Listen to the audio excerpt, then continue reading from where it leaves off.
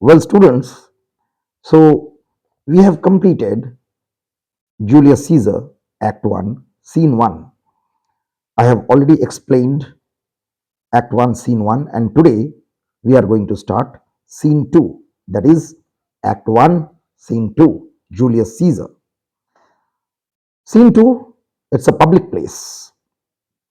So, first, let us see the introduction, that is, the scene introduces all the principal characters and gives the keynote of their temperaments. Caesar has the manner of one who takes for granted that his order will be obeyed and his opinions accepted without question or doubt. Brutus is alone and mournful. His mind is preyed upon by imaginary bookish ideas, but apparently without a notion that he would have any initiative in changing the course of event, till the idea is subtly suggested by Cassius. Cassius himself shows all his characteristics of the prime conspirator. In the previous scene, students, we have seen that if we consider the difference in the character of the two tribunes, that is, Flavius and Marullus, Marullus was the more forceful and imperious. Flavius was quiet and conciliatory. Marullus domineered. Flavius relied on persuasion. We have seen that the tribunes, Flavius and Marullus, who belong to Pompey's party, are afraid of Caesar's increasing powers, who do have no sympathy for Caesar, rebuke the people most vehemently, chase them home. They drive them away from the street, for they do not want Caesar to be shown any mark of honor. But in this scene, we shall see that Caesar's appearance, close upon Flavius's words, bears out rather than disprove the two tribunes' fears. With masterly economy, Shakespeare creates the atmosphere of an oriental court with fawning flatterers and cringing attendants. Well, students, before we start to study the scene, you must note down some of the important points. Students, once again, I would like to remind you that you must keep a pencil in your hand so that when the explanation will go on, you can write down the meanings on your textbook. It's in your textbook itself. Well, so let us see. Number one, Caesar's assumption. We shall see these things in this particular scene. Number one, Caesar's assumption of a dictatorial role is well indicated. He is not only all powerful, but apparently all knowing. It gives motive for the conspiracy. Number two, the motive and the manner of the conspiracy are set forth, as well as the main persons concerned in it. Third, Cassius and Brutus is made clear from the beginning. Okay, the episode of the offer of the crown to Caesar makes the emerging conflict real and immediate. Let me tell you the points. Point number three once more. The Cassius and Brutus, the motive of Cassius and Brutus is made clear from the beginning itself. In this scene, we see Caesar enters in procession. Glorious Caesar comes accompanied by Antony, Calpurnia, and others. He advises Antony to touch Calpurnia during his Lupercalian run so that she may be cured of her barrenness. A soothsayer warns Caesar against the Ides of March, but Caesar ignores the warning. Brutus is absent from the festival and Cassius drops out of the procession. He begins to persuade Brutus to think of the political degradation of Rome. when one man, that is, Caesar, was dominating overall. He asked Brutus to take the lead against Caesar's ambitious designs. He appeals to Brutus's character, patriotism, and ancestry. He starts, who starts? Cassius. He starts the conspiracy by seeking the support of Brutus. By subtle flattery of Brutus and abuse of Caesar, Cassius finally prevails upon Brutus to give his assent to a plan of liberation of Rome from the autocracy of Caesar. Casca returns and gives them an ironical description of Caesar's refusing the kingly crown. Right, let us start. Well, so students, please look at the text. Flourish, enter Caesar, Antony for the course, Calpurnia, Portia, Decius, Brutus, Caesaro, Brutus, Cassius, and Casca. A great crowd following, among them a soothsayer. Well, so soothsayer. Who is a soothsayer? Soothsayer means foreteller of the future. That is one who foretells the future. Well, Caesar, Calpurnia. Caesar says, Calpurnia. Who is Calpurnia? She is the wife of Caesar. Casca, peace ho, Caesar speaks. Casca says, peace ho, Caesar speaks. Okay, students, please concentrate on these opening words. These opening words, okay, once more, let us see. Caesar says, Calpurnia, Casca, peace ho, Caesar speaks. Caesar, Calpurnia. Well, students, please concentrate on these opening words. These opening words at once brings to our mind the greatness of Caesar as well as the danger in him. He has become almost a demigod and may well become a dictator. Casca's overdone servility, Antony's worshipping attitude, all these makes us feel that the tribunes are not without justification in their fears.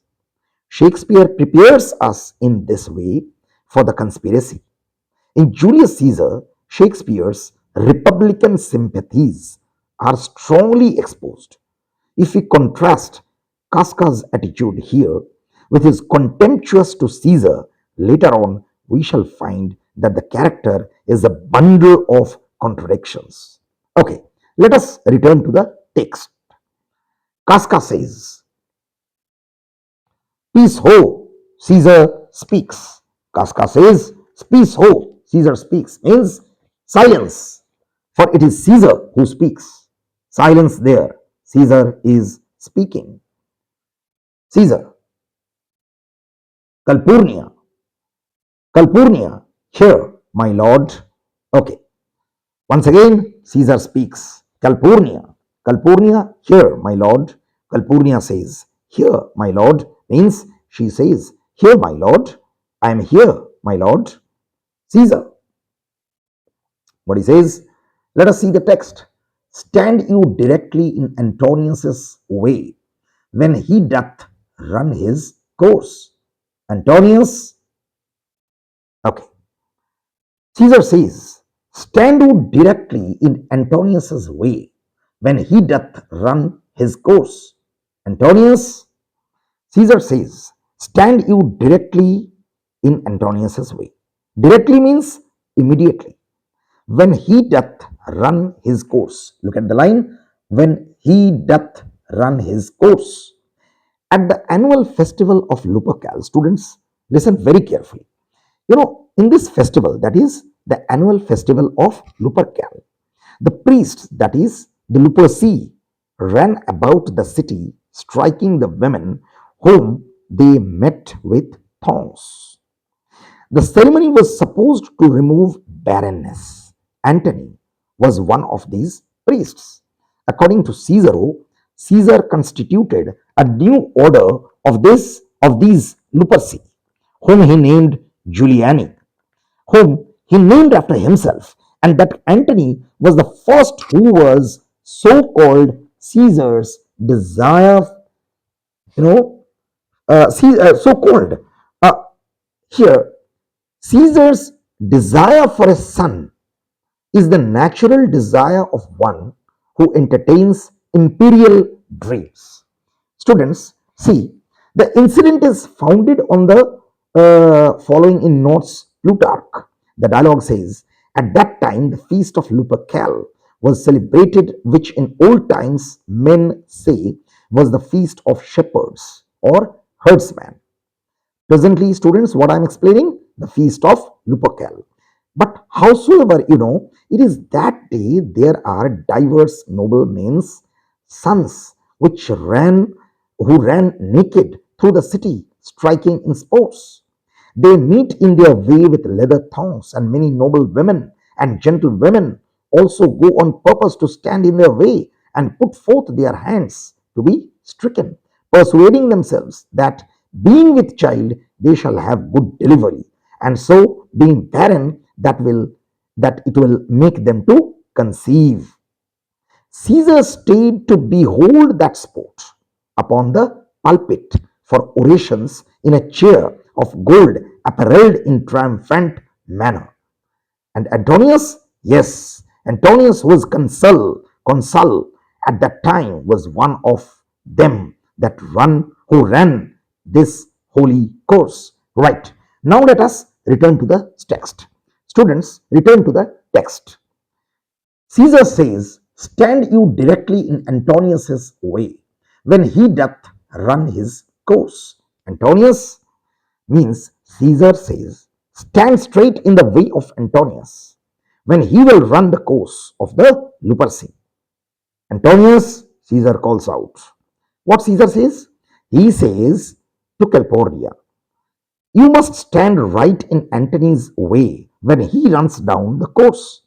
Antony, Antony, Caesar, my lord. Antony says, yes, Caesar, my lord, Caesar. Now Caesar speaks. Caesar speaks to Antony. What he says?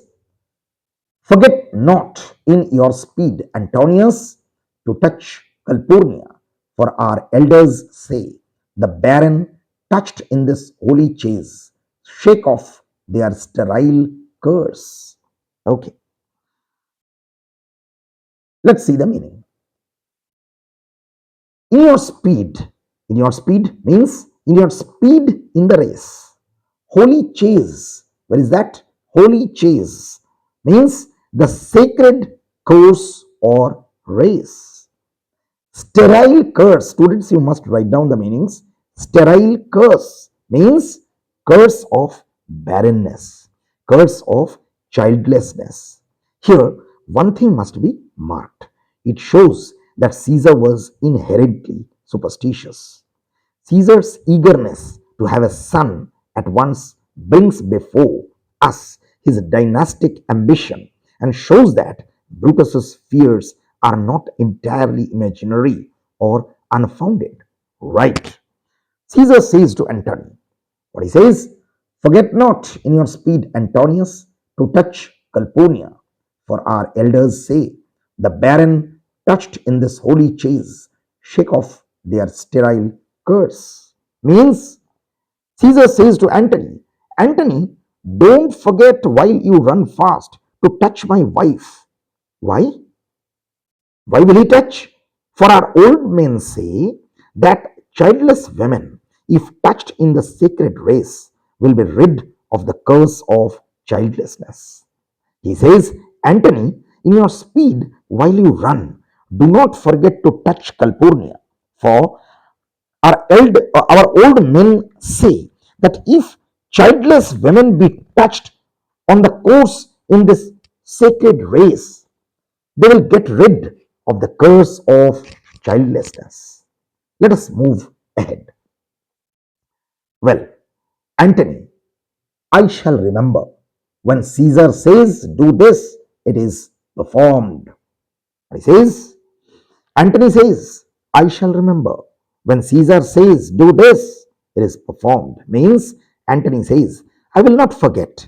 Whatever Caesar wishes to be done is sure to be done at once. He says, I shall not forget. When Caesar says, do this, it is as good as done. Caesar, set on and leave no ceremony out. Set on means start, proceed. Leave no ceremony out means omit no rite. Perform all the ceremonies. Caesar's superstition is emphasized. Students, I hope you have understood. Here we can see, Caesar's superstition is emphasized here. So Caesar says, set on and leave no ceremony out. That means Caesar says, start your race and do not leave out any part of the ceremony. He says, let us proceed and do not omit any religious rite. Flourish, flourish. See the word flourish. Flourish means sound of trumpets, etc. is heard. Okay. Soothsayer, soothsayer. Caesar, soothsayer means a foreteller of the future. Soothsayer says, Caesar, Caesar, ha, who calls? Caesar, ha, who calls? What he says? Who calls me? Ha, who calls? Casca. Bid every noise be still, peace yet again. Casca. What he says? Bid every noise be still, peace yet again. Casca speaks. Means there should be no noise anywhere and let there be complete silence as before. Ask them to stop all noise. Once more, I say, silence. Caesar. Okay. What he says? Caesar. Who is it in the press that calls on me? I hear a tongue shriller than all the music. Cry. Caesar, speak. Caesar is turned to hear. Okay, let's see the meanings. Press means crowd. Students, you may write down the meaning. Press means crowd. Shriller, see the word shriller, sharper, more piercing.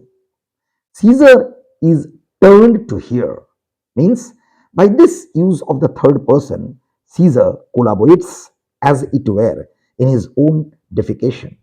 This is said by Palmer. So Caesar says, who is the man in the crowd that calls me? I hear a voice that, rising above the music, cries, Caesar, speak. Caesar is all attention to hear. Once again, let's see. Caesar says, who calls me in this crowd? I heard someone call me by name in a voice more high pitched than all the music. Let him speak. Caesar has turned his ears to hear what he says. Soothsayer. Beware the Ides of March. Beware the Ides of March. Ides means 15th. Ides of March means 15th of March. The soothsayer says, take heed of the Ides of March. Be careful of the 15th of March. Okay, students, listen very carefully. Here, a little bit more explanation is essential for you all. Well, see, Ides of March. The 15th of March is when the moon was said to be the brightest. The incident strikes, the note of mystery, the strangeness of this unknown voice from the crowd giving its strange warning creates an impression of danger. In Plutarch, the warning is more precise. Here, the vague sense of impending peril inspires greater. And this is said by Verity. Well, let us see, Coleridge says something else. Coleridge remarks, if my ear does not deceive me, the meter of this line was meant to express that sort of mild philosophic contempt characterizing Brutus, even in his first casual speech. Shakespeare is deliberately ominous. Plutarch thus describes this. There was a certain soothsayer that had given Caesar warning long time afore to take heed of the Ides of March, which is the 15th of March, for on this day he should be in great danger. That day being come, Caesar was going unto the Senate house, and that was the day when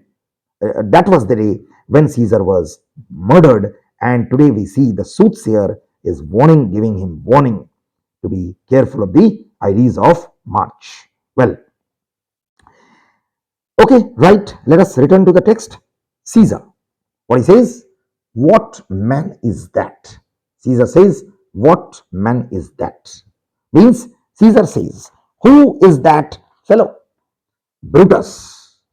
Brutus speaks. What he says, a soothsayer bids you beware the Ides of March. Soothsayer means, I already told you, fortune teller. Brutus says, he is a soothsayer. He asks you to take heed of the Ides of March. Caesar, set him before me, let me see his face. Set him before me, let me see his face. Caesar says, let him come before me, I want to see his face. Cassius, he says, fellow, come from the throng, look upon Caesar. Throng, crowd. Cassius says, you fellow, come out of the crowd and look up at Caesar. Caesar, what he says, let us see. Well, so Caesar says, what sayest thou to me now? Speak once again. What he says, what are you telling me? Speak once again. Soothsayer, beware the Ides of March. Means once again, the soothsayer repeats his words. He says to Caesar, take heed of the Ides of March. Caesar says, what Caesar says? Caesar says, he is a dreamer. Let us leave him pass.